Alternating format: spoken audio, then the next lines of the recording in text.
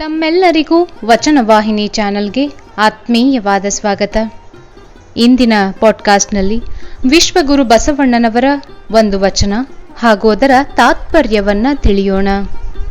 ವಚನವು ಇಂತಿದೆ: ಅತ್ತಲಿತ್ತ ಹೋಗದಂತೆ ಹೆಳವನ ಮಾಡಯ್ಯ ತಂದೆ, ಅತ್ತಲಿತ್ತ ಹೋಗದಂತೆ ಹೆಳವನ ಮಾಡಯ್ಯ ತಂದೆ, ಸುತ್ತಿ ಸುಳಿದು ನೋಡದಂತೆ ಅಂಧಕನ ಮಾಡಯ್ಯ ತಂದೆ, ಮತ್ತೊಂದ ಕೇಳದಂತೆ ಕಿವುಡನ ಮಾಡಯ್ಯ ತಂದೆ, ನಿಮ್ಮ ಶರಣರ ಪಾದವಲ್ಲದೆ ಅನ್ಯ ವಿಷಯ ಕೆಳಸದಂತೆ ಇರಿಸು ಕೂಡಲ ಸಂಗಮ ದೇವ.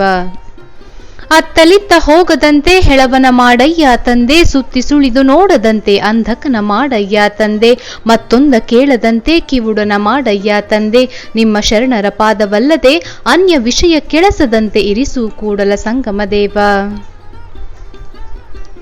ವಿಷಯ ಸುಖಿಗಳಿಗೆ ಎಳಸುವುದು ಇಂದ್ರಿಯಗಳ ಧರ್ಮ, ಆದರೆ ಅದನ್ನ ಮೀರಿ ಬೆಳೆಯುವುದು ಸಾಧನೆಯ ಮರ್ಮ. ಅವುಗಳನ್ನು ಲೋಕ ವ್ಯಾಪಾರ ವಿಮುಖವನ್ನಾಗಿ ಮಾಡಿ ಶಿವ ಸತ್ಕ್ರಿಯಾಚಾರದಲ್ಲಿರಿಸುವುದೇ ಅದರ ರಹಸ್ಯವೆಂಬುದನ್ನು ಈ ವಚನದಲ್ಲಿ ವಿಶಿಷ್ಟವಾದ ರೀತಿಯಲ್ಲಿ ಹೇಳಿದ್ದಾರೆ. ಅತ್ತಲಿತ್ತ ಹೋಗುವುದು, ಸುತ್ತಿ ಸುಳಿದು ನೋಡುವುದು, ಮತ್ತೊಂದು ಕೇಳುವುದು ಲೋಕ ಜೀವನದಲ್ಲಿ ನಡೆಯುತ್ತಿರುವಂತಹ ಇಂದ್ರಿಯ ವ್ಯಾಪಾರಗಳು. ಇವು ಲೋಕ ವ್ಯಾಪಾರದಲ್ಲಿ ಅನಾಸಕ್ತವಾಗಿ ಅಂತರಂಗದ ಕಡೆಗೆ ತಿರುಗಬೇಕೆಂಬುದನ್ನು ಇಲ್ಲಿನ 3 ಮಾತುಗಳಲ್ಲಿ ಸೂಚಿಸಿದ್ದಾರೆ. ಅತ್ತಲಿತ್ತ ಹೋಗದಂತೆ ಎಂದರೆ ಕೆಲಸಕ್ಕೆ ಬಾರದ ಕ್ಷುದ್ರ ಲೌಕಿಕ ವಿಷಯಗಳಲ್ಲಿ ತೊಡಗದಂತೆ ಹೆಳವನನ್ನಾಗಿ ಮಾಡು. ಹೆಳವ ಎಂದರೆ ಲೌಕಿಕ ವಿಚಾರಗಳಲ್ಲಿ ತೊಡಗುವುದರಲ್ಲಿ ಅನಾಸಕ್ತಿ. ಅಂಧ ಎಂದರೆ ನೋಡಬಾರದುದನ್ನ ನೋಡುವುದರಲ್ಲಿ ಅನಾಸಕ್ತಿ. ಕಿವುಡ ಎಂದರೆ ಅದನ್ನ ಕೇಳುವುದರಲ್ಲಿ ಅನಾಸಕ್ತಿ. ಆದುದರಿಂದ ಹೆಳವನ ಮಾಡು, ಅಂಧಕನ ಮಾಡು, ಕಿವುಡನ ಮಾಡು ಎಂದರೆ ಅವುಗಳ ಕಡೆ ನನ್ನ ಮನಸ್ಸು ಹರಿಯದಿರಲಿ ಎಂದಾಗುತ್ತದೆ. ಇದನ್ನೇ ಕೊನೆಯಲ್ಲಿ ನಿಮ್ಮ ಶರಣರ ಪಾದವಲ್ಲದೆ ಅನ್ಯ ವಿಷಯ ಕೆಳಸದಂತೆ ಇರಿಸು ಎಂದು ಸ್ಪಷ್ಟವಾಗಿ ಹೇಳುತ್ತಾರೆ. ವಿಷಯ ಕೆಳಸುವುದು ಇಂದ್ರಿಯಗಳ ಸ್ವಭಾವ.